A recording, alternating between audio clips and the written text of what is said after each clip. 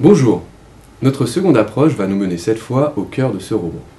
À partir de quelques extraits lus, nous allons tenter de vous projeter dans l'ambiance et l'histoire qu'est Ederlézy. Le pont qui reliait les deux parties du village était apparemment vieux comme le monde. En bois, usé et lisse, qui pouvait sembler trop mince et trop faible au premier regard, il fut bâti par un certain Hüseyin Karadagli, dit le Cellier, à l'âge d'or de l'Empire ottoman et pour les besoins du commerce des caravanes.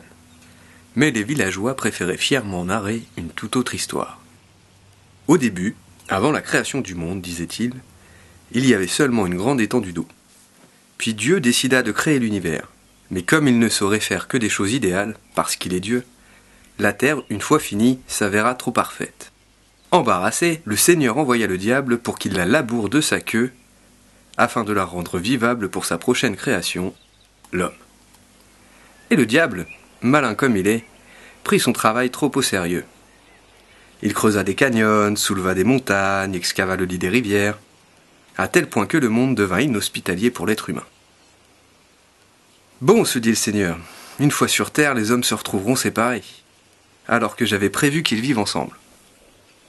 Que faire ? Désespéré, il envoya aussitôt un ange qui, de ses ailes, relia les deux rives d'un canyon. Ainsi apparut, ajoutait-il, le premier pont au monde. C'est pourquoi, comme tout le monde le sait, on tue un ange chaque fois qu'on détruit un pont.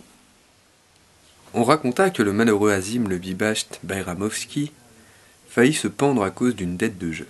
Tôt le matin, on le trouva au bistrot La Patrie avec une corde épaisse autour de la poitrine. « Pourquoi tu portes ça ?» fit le patron Lascaux. « Eh, mon cousin, répondit Azim, je n'en peux plus. Je suis au bout du rouleau, ma femme me trompe, mes fils sont des filous et j'ai perdu tout mon argent au poker. Je bois mon verre et après je vais me pendre avec cette corde-là.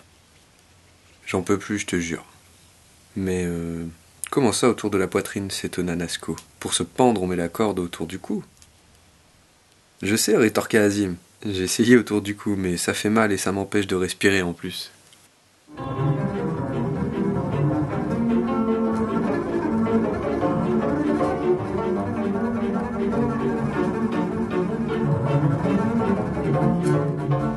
Au revoir, merci de nous avoir regardés ainsi que pour vos très nombreux retours.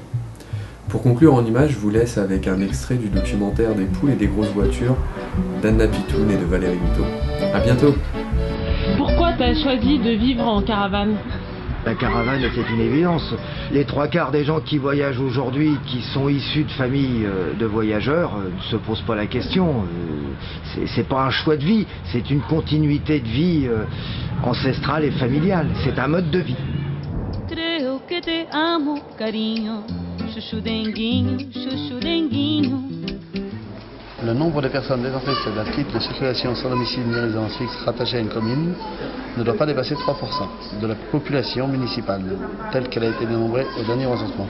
Lorsque ce pourcentage est atteint, le préfet et le sous-préfet invitent les déclarants à choisir une autre commune de rattachement.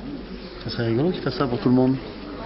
C'est-à-dire que 3%, t'as le droit qu'il y a 3% de gens de toutes couleurs et toutes nationalités dans une ville. Je trouve que c'est pas mal. Non, c'est réservé aux gens du voyage. C'est ça qui est sympa. Moi, j'ai vu se faire contrôler par la gendarmerie et dire « Retournez chez vous ». Ben oui, mais je veux bien, mais où? On est déjà chez nous. Alors, où? La Roumanie? Pas la Roumanie, hein. La Roumanie.